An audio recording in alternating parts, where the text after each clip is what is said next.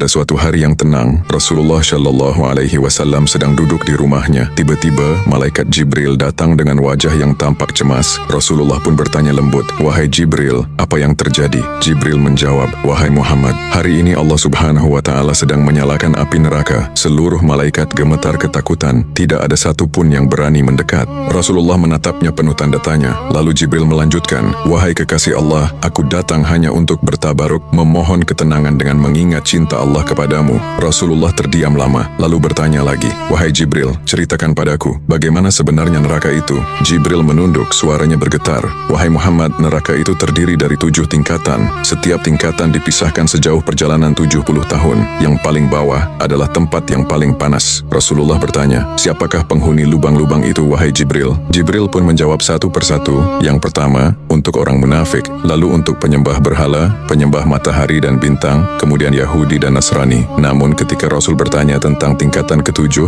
Jibril terdiam. Rasulullah mengulang pertanyaannya, tapi Jibril tetap tak sanggup menjawabnya. Hingga akhirnya, dengan suara lirih Jibril berkata, "Umatmu, wahai Muhammad, mereka yang berdosa besar, yang meninggal sebelum sempat bertaubat." Mendengar itu, Rasulullah langsung pingsan. Tubuhnya jatuh dalam pelukan Jibril. Air mata malaikat pun menetes ke bumi. Ketika beliau sadar, Rasulullah menangis terseduh bersujud. Beliau berdoa penuh harap, "Ummati, ya Rabb, ummati."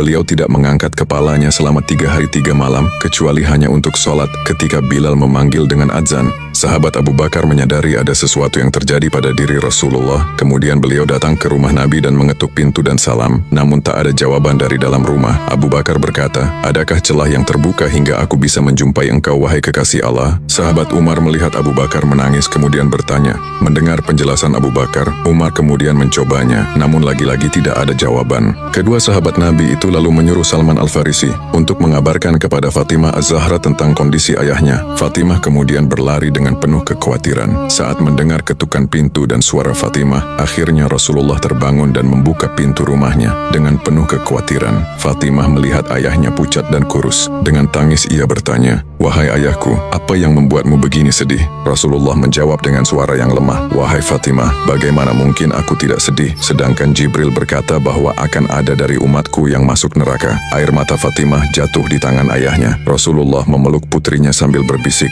"Wahai anakku, aku tidak rela satupun dari umatku binasa." Sahabatku, Rasulullah mencintai kita lebih dari dirinya sendiri. Beliau menangis agar kita selamat dari api neraka. Maka balaslah cinta itu dengan istighfar, taubat, dan salawat. Karena kelak, engkau akan bersama dengan orang yang engkau cintai. Semoga kita termasuk umat yang mendapat syafaat beliau. Allahumma shalli ala Sayyidina Muhammad wa ala ali Sayyidina Muhammad.